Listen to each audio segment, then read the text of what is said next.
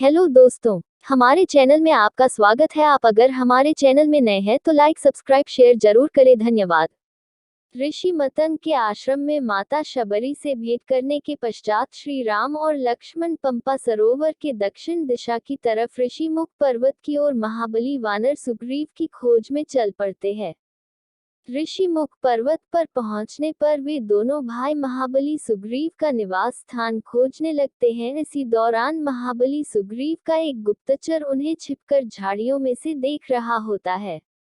वह गुप्तचर वानर यह बात जाकर महाबली सुग्रीव को बताता है कि ऋषिमुख पर्वत की ओर दोनों व्यक्ति आ रहे हैं, जिनका बाना किसी ऋषि या मुनियों के जैसा है, लेकिन उनके कंधे वीरों जैसे हैं और कंधों पर धनुष बाण भी है।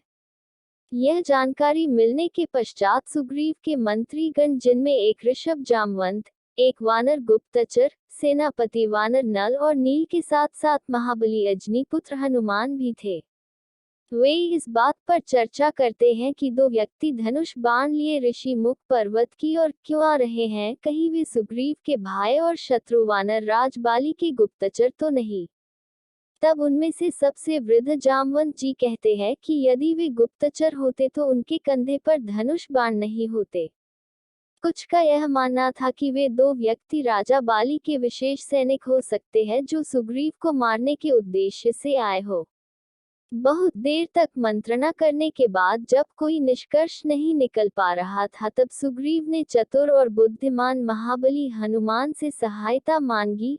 उस समय महाबली हनुमान श्री राम के ध्यान में ही मग्न थे। जब सारी बात हनुमान जी को बताई गई तो उन्होंने निश्चय किया कि वे अपना रूप बदलकर उन दो अनजान व्यक्ति के पास जाएंगे, उनका परिचय जानकर ही आगे की कार्यवाही करेंगे। तब हनुमान जी ब्राह्मण पंडित का रूप धारण करके श्री राम और लक्ष्मण के पास जाते हैं। वहां जाकर हनुमान जी राम और लक्ष्मण के पूछते हैं कि आप कौन हैं और आपका परिचय क्या है। तब लक्ष्मण जी भी हनुमान जी से पूछते हैं कि हमें महाराज सुग्रीव के पास जाना है। तब हनुमान उनसे पूछेंगे, आपको सुग्रीव के पास क्यों जाना है? क्योंकि मैं उनका कुल पुरोहित हूँ, आप मुझे बताए। बहुत देर तक जब हनुमान जी और लक्ष्मण जी बहस कर रहे थे कि पहले वे एक दूसरे के सवालों का उत्तर दे, अतः अंत में लक्ष्मण जी बताते हैं कि हम अयोध्या के राजकुमार हैं, मेरा नाम लक्ष्मण है और ये मेरे बड़े भाई श्री राम है। श्री राम का नाम सुनते ही हनुमान जी को अपने आराध्य श्री रामचंद्र ध्यान आते हैं, जिनकी वे वर्षों से भक्ति कर रहे हैं। वही श्री रामचंद्र उनके सामने खड़े हैं। श्री राम का परिचय पाकर हनुमान जी अपनी चपलता के लिए क्षमा मांगते हैं तथा भाव विभोर होकर अपना परिचय बताते हैं। हनुमान जी अपने वास्तविक रूप में आकर कहते हैं, हे राम, मैं आपका परम भक्त अंजनी पुत्र हनुमान हूँ और राजा सुग्रीव के आदेश पर आपको अनजान मानकर आपका परिचय पाने के लिए यह ब्राह्मण का वेश बनाकर आया था।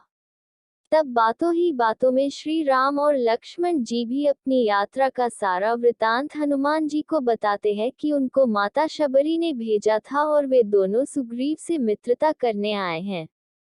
रावण द्वारा सीता हरण की बात सुनकर हनुमान जी सुग्रीव की आत्मकथा भी श्री राम लक्ष्मण को बताते हैं कि हमारे राजा सुग्रीव की पत्नी भी उनसे छिन चुकी है, अतः वह आपकी वेदना को समझ सकते हैं, जिसे आप दोनों एक दूसरे के लिए कल्याणकारी सिद्ध होंगे। तब हनुमान जी राम और लक्ष्मण को सुग्रीव के निवास स्थान पर चलने के लिए कहते हैं, लेकिन वहां का रास्ता काफी दुर्गम होने के कारण हनुमान जी विराट रूप बनाकर श्री राम लक्ष्मण को अपने कंधों पर बिठाकर हवा में उड़ते हुए सुग्रीव के पास ले जाते हैं। श्री राम लक्ष्मण की सुग्रीव से भेंट होने के पश्चात वे दोनों एक दूसरे की आत्मकथा बताते हैं तथा एक दूसरे की सहायता करने का वचन देते हैं। वहीं पर हनुमान जी लकड़ी द्वारा अग्नि प्रकट करके राम और सुग्रीव को मित्रता की शपथ लेने के लिए कहते हैं। सुग्रीव और श्री राम की मित्रता होने के पश्चात सुग्रीव श्री राम से कहते हैं कि हे मित्र, हनुमान ने हमें आपकी पत्नी सीता के हरण का सारा वृत्तांत बताया है, इसलिए मैं माता सीता की खोज करने में आपकी पूरी सहायता करूंगा। जब आपका कार्य सफल हो जाएगा तो मित्रता है तो आपसे भी अपना कार्य सिद्ध करवाने की आशा में रखता हूँ। सुग्रीव की बातें सुनकर श्री राम कहते हैं कि हे मित्र, मित्रता का अर्थ यह नहीं है कि पहले आप मेरा कार्य करें और बाद में मैं आपका कार्य करूं। मैंने आपसे मित्रता की है, इसलिए मेरा पहला धर्म यही है कि मैं पहले आपकी समस्या तथा कष्टों का समाधान करूं।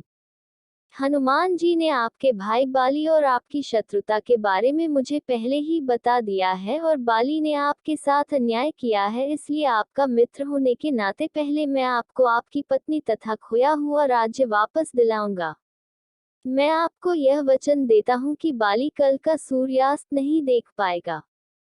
और अंत में श्री राम कहते हैं कि मेरे रघुवंश के यहाँ परंपरा रही है कि प्राण जाए पर वचन ना जाए, इसलिए मैं अपने प्राण देकर भी अपने वचन को निभाऊंगा।